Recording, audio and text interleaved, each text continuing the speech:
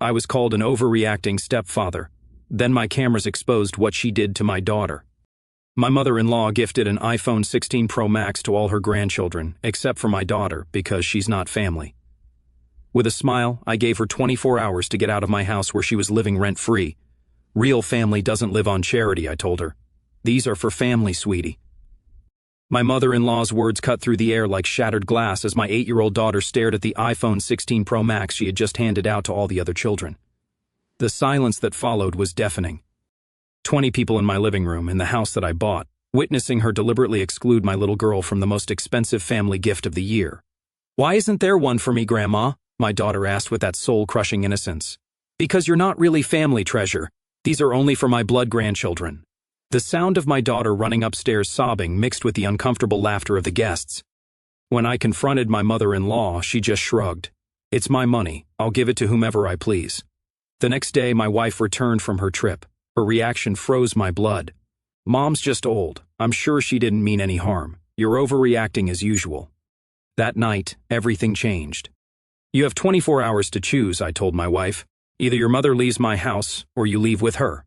The first battle came at dawn. My wife found me in the kitchen making coffee with the calm of someone who had already made an irrevocable decision. "You can't just throw her out on the street," she yelled with that high-pitched voice she used when she was losing control. "She's my mother. She's old." "It's my house," I said without raising my voice. "The deadline is non-negotiable. And what is she supposed to do, live on the street? She should have thought of that before she humiliated my daughter." The slight was deliberate towards the little girl you've raised since she was 2. The little girl who calls you mom. I saw her face crumble as I put it in perspective. But the moment of vulnerability lasted only seconds before family loyalty closed ranks. My mother-in-law, emboldened by my wife's support, barricaded herself in the guest suite. When I went down to remind her that she had 18 hours left, I was met with a smile that chilled my blood. "I'm not going anywhere. I have tenants' rights." Her voice dripped with the confidence that only legal ignorance can provide. "And if you try anything, I'll call the police for domestic violence." My wife became her personal servant, bringing her food and acting as her human shield. "Leave her alone," she would tell me every time I approached that part of the house. "She's stressed enough as it is." That afternoon, I made the call that would change everything. My lawyer confirmed what I suspected. A legal eviction could take months. "My advice," he told me, "as a professional who bills by the minute, is to document every breath that woman takes in your house, every insult, every threat, every time she spits in your direction. In hostile eviction cases, the one with the better documentation wins."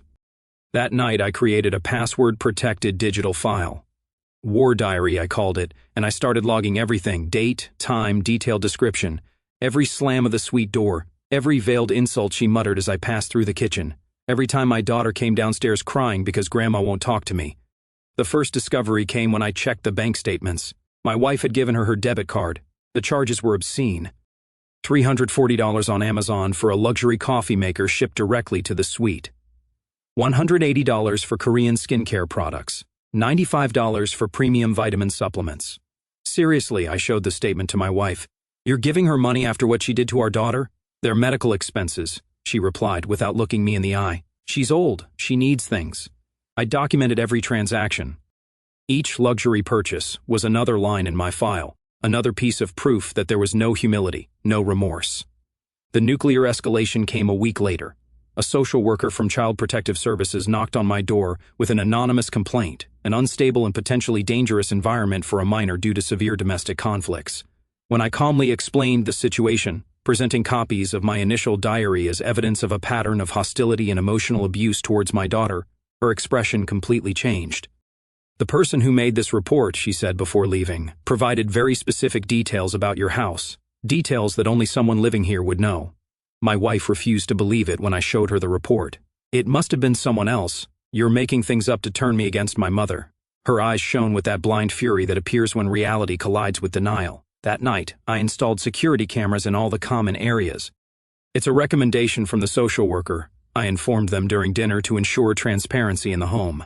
My wife couldn't object. My mother-in-law turned pale. I filed the formal eviction notice the next day. 30 days, the official clock had started ticking. The house transformed into a Cold War zone. My wife moved to the living room sofa, refusing to share a bed with me.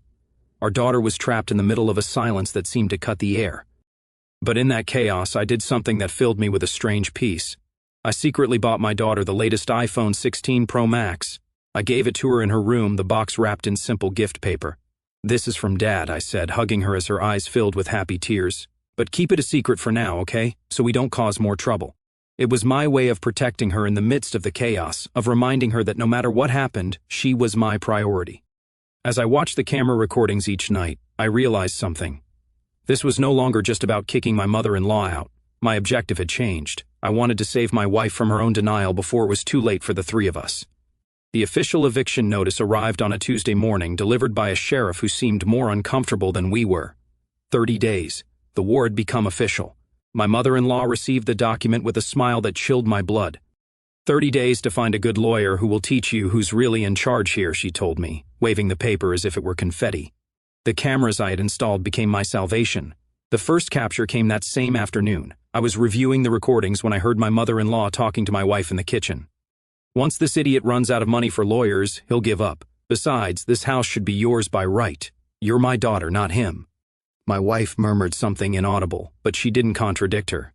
I saved the file immediately. The second capture was 2 days later. I recorded her accidentally scratching the hardwood floor in the living room with one of her heavy suitcases, dragging it with deliberate force while looking directly at me. When I pretended not to see, she smiled and kept doing it. "What happened here?" I asked my wife that night, pointing to the marks. "It must have been an accident. Mom has arthritis. She can't carry things well." But I had the video, every deliberate movement, every malicious smile. The third capture was the one that changed everything. The hallway camera recorded her entering my office when she thought no one was home. I watched her go through my desk, open drawers, and finally take a pair of silver cufflinks that had belonged to my father and put them in her purse. When I mentioned to my wife that things were missing, her response confirmed how lost she was. "I'm sure she just put them somewhere safe so they wouldn't get lost with all this mess of lawyers and papers." My wife had crossed the line. It was no longer just denial, it was active complicity. But the straw that broke the camel's back came a week later. I was working from home when I heard screams from the garden. I ran out and found my daughter crying by the pool, completely soaked with her clothes on. "What happened?" I yelled at my mother-in-law, who was standing at the edge with her arms crossed. "She slipped," she said with that cold smile I knew all too well. "She was running where she shouldn't have been." My daughter was trembling in my arms. "Daddy, I didn't slip. Grandma pushed me because I told her I didn't love her anymore." "Children lie all the time," my mother-in-law retorted, "especially those who haven't learned to respect their elders." That night, as I dried my daughter's hair, I made the decision that would change everything. It was time to end this farce. I waited for the perfect moment. I told my wife I wanted to have a truce night to talk and sort things out like adults. I ordered her favorite food from that Thai restaurant she loved. I put candles on the dining room table. I created an atmosphere of false hope. My mother-in-law had gone for a walk, probably to complain to some neighbor about how terrible I was. We had the house to ourselves. My wife sat at the table with a cautious expression, as if expecting an apology or a surrender. Her hands were clasped, nervous but hopeful. I didn't say anything at first. I simply turned on the dining room TV and connected my laptop. "What are you doing?" she asked. "I want to show you something," I replied with the calm that comes from holding all the cards. The first video began to play, her mother telling her that the house should be hers by right and that I was an idiot who would give up. I watched my wife's face tense. "This must be out of context," she murmured, but her voice no longer sounded convinced. "Wait, there's more." The second video showed the deliberate sabotage of the floor, every calculated movement, every defiant look at the camera. My mother-in-law knew exactly what she was doing. It can't be. My wife started shaking her head, but her eyes were fixed on the screen. The third video was the final blow, the theft of my father's cufflinks, clear, sharp, undeniable. I watched her open my desk, specifically look for those items, and hide them in her purse. My wife fell silent, her mouth agape. "And this," I said, playing the audio my lawyer had legally obtained, "is the call to Child Protective Services." My mother-in-law's voice was unmistakable.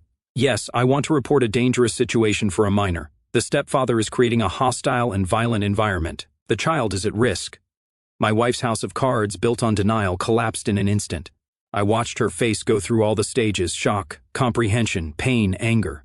She burst into tears, but these tears were different. She wasn't crying for her mother or for the situation. She was crying for her own blindness, for the pain she had allowed to be inflicted on the child she had raised as her own, for the betrayal she had unwittingly been an accomplice to. "Oh my God," she whispered. "How could I have been so blind? How could I let her do this to our daughter?" At that moment, we heard the front door close. My mother-in-law had returned from her walk, probably satisfied after poisoning another neighbor against me. My wife wiped her tears and stood up from the table with a determination I hadn't seen in years. She walked towards the guest suite with steps that sounded like hammer blows. I followed her silently, staying in the hallway. This was her battle, one she had to win alone. She opened the door without knocking.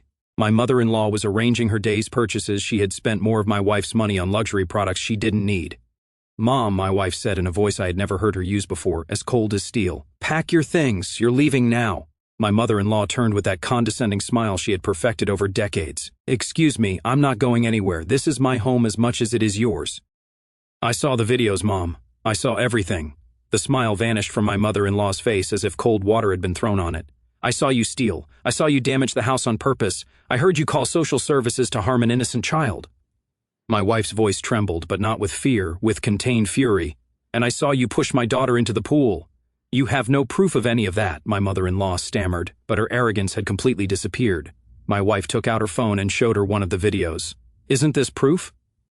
For the first time since I'd known her, I saw real fear in my mother-in-law's eyes, the fear of someone who finally understood that her actions had consequences. "You have 2 hours," my wife continued. "Call whoever you need to call. Find a place to stay, but by 9 o'clock tonight I don't want to see you in this house. You can't do this to me, I'm your mother." A mother doesn't hurt her daughter's children. A mother doesn't steal. A mother doesn't lie. My wife took another step closer. "You haven't been my mother for a long time. You've been a parasite." My mother-in-law tried one last desperate attack. "He's brainwashing you. He recorded those videos to manipulate you." "No," my wife responded with a terrifying calm. "He installed those cameras to protect our family from you." I stood in the hallway watching the power shift. I didn't intervene. There was no need. My wife had found her voice, her backbone, her limit, and for the first time in months, I saw a glimmer of hope for our marriage. The war was about to end, but the most important victory had already been won. My wife had opened her eyes. The next day, I witnessed something I never thought I'd see. My wife, with a glacial calm I didn't know she possessed, helping her mother pack. There were no screams or pleas, just a heavy silence that seemed to crush the air in the room. My mother-in-law made one last desperate attempt at manipulation. She threw herself on the suite floor, sobbing with a performance she had perfected over decades. "He's turned you against me," she cried, grabbing the hem of my wife's pants like a child. "I'm your mother. You can't do this to me." My wife stopped and looked down at her. The coldness in her voice sent a shiver down my spine. "No, you did this. You hurt my daughter. You pushed a child into a pool and you stole from my own house." She knelt down to her mother's level. "It's over." For the first time in my life, I saw true fear in my mother-in-law's eyes. The woman who had dominated my wife for decades realized she had lost all her power in an instant. "You have no right," she yelled, standing up with a desperation she had never shown. "This house should be mine. I'm blood family." "Family?" My wife straightened up, and for the first time, I saw the strong woman who had hidden for years behind the obedient daughter. A family doesn't push children. A family doesn't steal. A family doesn't call social services to hurt innocent people. The mother-in-law tried one last card. "You're going to regret this. You're nothing without me. I raised you. I gave you everything. You conditioned me, you manipulated me, you taught me to prioritize your comfort over the well-being of my own daughter." My wife's voice broke, but not from weakness, from liberation. Not anymore. 2 hours later, her sister arrived to pick her up. The tension in the air was palpable as my sister-in-law entered and saw the suitcases. "What really happened?" she asked me directly. I didn't have to answer. My wife handed her her phone with one of the videos playing. I watched my sister-in-law's face go from shock to pure disgust as she watched her mother stealing from my desk. "Oh my God, Mom, what else have you done?" My mother-in-law tried her last move. "They're fake videos. He manipulated them." But my sister-in-law had already seen enough. "Get your things. Let's go." My mother-in-law turned to me with a look of pure hatred. "This isn't over. I'm going to destroy you." I walked up to her and in the calmest voice I could muster said, "You already tried and you lost. Now get out." I thought that was the end. I was wrong. The war had only changed battlefields. The next morning, my wife woke up to her phone vibrating non-stop. It was text messages and Facebook notifications, her friends, neighbors, distant cousins. "How could you throw your own mother out on the street? Your mom is heartbroken. She says her son-in-law manipulated you into hating her. I saw your mother's post. How awful. I'm praying for her." My mother-in-law had launched her nuclear bomb. She had posted a long, tearful story on her Facebook profile, a masterpiece of manipulation. She painted herself as a frail, elderly woman, unjustly kicked out by a controlling son-in-law and a brainwashed daughter. She talked about how she only wanted to unite the family and how her heart was broken. She didn't mention the theft, the call to social services, or the pool incident. She was the perfect victim. I watched my wife read the post, her face a mask of fury and pain. For a second, I feared the old doubt would return, but then she looked up and met my gaze with eyes of steel. "The time for being quiet is over," she said. She didn't reply to the post. She didn't start a comment war. She did something much smarter.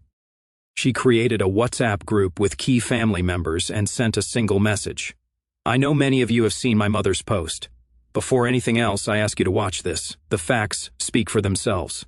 She attached the videos of the theft, the sabotage, and the audio of the call to social services. Then, with a terrifying calm, she posted a single public comment under her mother's post. "Mom, it breaks my heart that you've chosen to make this public with a version so far from reality. The decision we made was the hardest of my life, and it was to protect my daughter. I'm not going to engage in a war here. Our close family already knows the whole truth." It was checkmate. The mother-in-law's post was exposed for what it was, a lie. Within hours, the tone of the messages changed. The friends who had attacked her now wrote to apologize. The family, now armed with irrefutable proof, took our side. Shortly after, we noticed my mother-in-law had deleted her post, unable to bear the humiliation. Her last weapon had blown up in her face. Now she was completely alone. That night, my wife did something that showed me the healing had truly begun. She took an old velvet box from the closet. Inside was a pile of jewelry, rings, bracelets, a pearl necklace. "What's this?" I asked. "It's the jewelry my mother gave me," she said, her voice firm. "Every piece came with a condition, with a favor, with a string attached. They aren't gifts, they're shackles." The next day we went to a pawn shop together. We sold every piece. We didn't want to keep anything that reminded us of that venomous snake. With the money, we planned our next family vacation. That afternoon we sat down with our daughter. "Remember how you've always wanted to go to the amusement park in Orlando?" my wife asked her. "And remember how Grandma always said it was a waste of time and money?" My daughter nodded, a shadow of sadness in her eyes. "Well," my wife continued, taking her hands, "Grandma was wrong. Your dreams are not a waste of time. They are the most important thing. And we're going on our next vacation. How does that sound?" My daughter's eyes widened like saucers, filled with tears of pure disbelief and happiness. The specific cruelty of the mother-in-law, who had not only excluded her, but also belittled her wishes, was being dismantled and turned into the fuel to fulfill those very dreams. That night, as my daughter slept, my wife looked at me and said, "My mother was stealing our happiness little by little. Now it's time to get that happiness back." And for the first time in years, my house felt like the home it was always meant to be. A few months later, the echo of the war had faded. We turned the old guest suite, her former Viper's Nest, into our family movie theater. The nights of screaming and tension were replaced by movie marathons with popcorn, and our daughter's laughter was now the only sound that filled that hallway. The true conclusion came with a phone call. It was my sister-in-law. My wife stepped away to talk, and when she returned, her face was an indecipherable mix of sadness and relief. She sat next to me in silence for a long moment. "What happened?" I asked quietly. She took a deep breath. It was my sister. She couldn't take it anymore. The lies, the manipulation, trying to turn her against her own husband, it was the same old pattern. She paused and looked at me. "They had her committed. Mom is in a nursing home." The news fell into the room like a stone. There was no celebration, no joy, just the weight of an inevitable conclusion. "My sister and I will pay for it half and half," my wife continued, her voice breaking. "It's the best place they could find, but that's her life now." I held her tight. "You didn't put her there," I whispered. "She built that road herself, brick by brick." That night, my wife tore up the 3 unopened letters her mother had sent a few days earlier as a final closure. Our daughter, free from the shadow of disapproval, has become a more confident, louder, happier child. One night, my wife took my hands and said something that broke me and healed me at the same time. "My family is you and her, no one else. Forgive me for taking so long to see it. Now I ask you, what would you have done in my place? Was I too harsh or should I have acted sooner?" Edit, we kept our promise. We went to Orlando last month. Seeing my daughter meet her favorite characters, screaming with excitement on every ride, was the moment I knew we had truly won. This story is not just one person's experience, but a mirror reflecting a highly common reality in our society. The personal details may differ, but the underlying lesson is a shared answer for many similar situations. Behind the dramatic conflict of one household lies a pattern many families quietly recognize: the misuse of words like family, respect, and loyalty as tools of control. In many cultures, we are taught that elders must be tolerated no matter what, that keeping peace is more important than confronting harm, and that protecting the image of family unity is a sacred duty. But when those values are twisted, They can trap people in cycles where manipulation is excused as tradition and cruelty is hidden behind the title of parent or grandparent. What unfolded in this home was not simply a clash of personalities. It was the inevitable breaking point of a long-standing dynamic where silence allowed injustice to grow stronger. The exclusion of a child, the theft, the lies, and the attempts to weaponize authority were not isolated incidents. They were symptoms of a deeper belief that power within a family belongs to the loudest voice, not the most loving one. When I step back from the heat of the moment and speak to you directly, I realize that the hardest part of stories like this is not the confrontation itself.